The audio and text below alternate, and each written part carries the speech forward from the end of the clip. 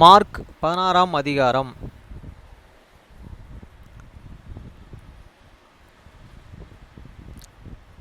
வசனம் 1.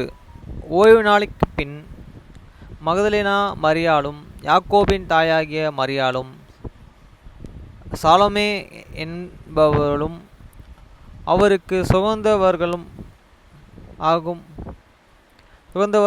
சுகந்தவர்க்கம் விடும்படி அவைகளை வாங்கிக் கொண்டு. வசனம் 2.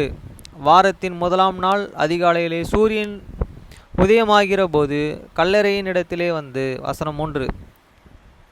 கல்லறையின் வாசலில் இருக்கிற கல்லை நமக்காக எவன் புரட்டு தள்ளுவான் என்று ஒருவரை ஒருவர் சொல்லி கொண்டார்கள். வசனம் 4. அந்த கல் மிகவும் பெரிதாயிருந்தது. அவர்களின் ஏறிட்டு பார்க்கிறதும் போதும் அது தள்ளப்பட்டு இருக்க கண்டார்கள். வசனம் 5. அவர்கள் கல்லறைக்குள்ளே பிரவேசித்து வெள்ளை அங்கி தரித்திருந்தவனாய் வலது பக்கத்தில் உட்கார்ந்து இருந்த ஒரு வாலிபனை கண்டு பயந்தார்கள். வசனம் 6. அவன் அவர்களை நோக்கி, பயப்படாதிருங்கள், சிலுவையில் அறையப்பட்ட நசரேயனாகிய இயேசுவை தேடுகிறீர்கள். அவர் உயிர்த்தெழுந்தார். அவர் அங்கே இல்லை. இதோ அவரை வைத்த இடம். வசனம் 7. நீங்கள் அவருடைய சீஷர்களாய் இருக்கும் பேதுருவினிடத்திற்கு போய், உங்களுக்கு முன்னே கலிலேயாவுக்கு போகிறார். அவர் உங்களுக்கு சொன்னபடியே அங்கே அவரை காண்பீர்கள் என்று அவர்களுக்கு சொல்லுங்கள் என்றான். வசனம் 8. நடுக்கமும் திகிலும் அவர்களை பிடித்தபடியால் அவர்கள் சீக்கிரமாய் வெளியே வந்து கல்லறையை விட்டு ஓடினார்கள். அவர்கள் பயந்து இருந்தபடியினால் ஒருவருக்கு ஒன்றும் சொல்லாமற்று போனார்கள். வசனம் 9. வாரத்தின் முதலாம் நாள் அதிகாலையிலே இயேசு எழுந்திருந்த பின்பு மகதலேனா மரியாளுக்கு முதல் தரிசனமானார். வசனம் 10. அவரிடத்திலிருந்து அவர் 7 பிசாசுக்களை துரத்தியிருந்தார். அவள் புறப்பட்டு அவர்களுடனே கூட இருந்தவர்கள்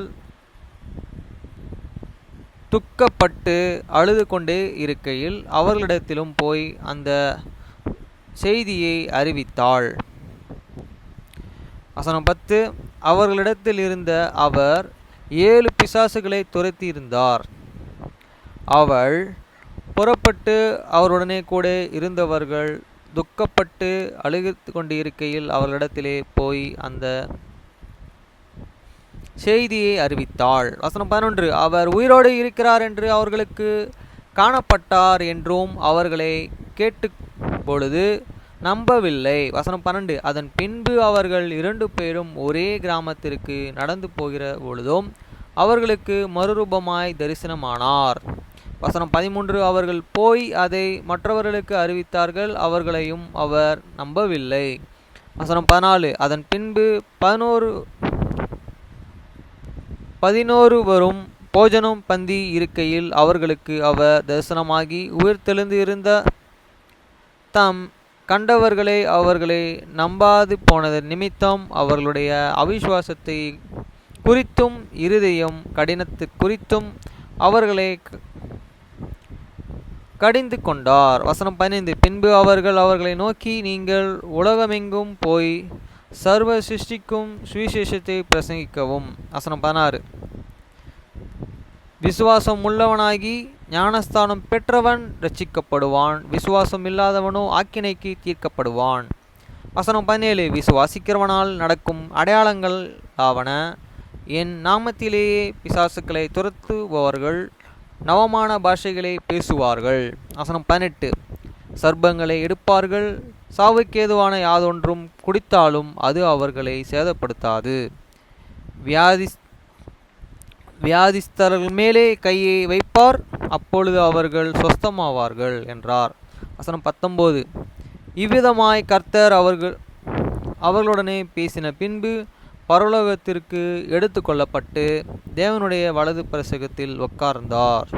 வசனம் 20. அவர்கள் புறப்பட்டு போய் எங்கும் பிரசங்கம் பண்ணினார்கள். கர்த்தர் அவர்களுடனே கூட கிரிகையாய் நடப்பித்த அவர்கள் நடந்து அடையாளங்களை நாளே வசனத்தை உறுதிப்படுத்தினார்கள். ஆமேன்.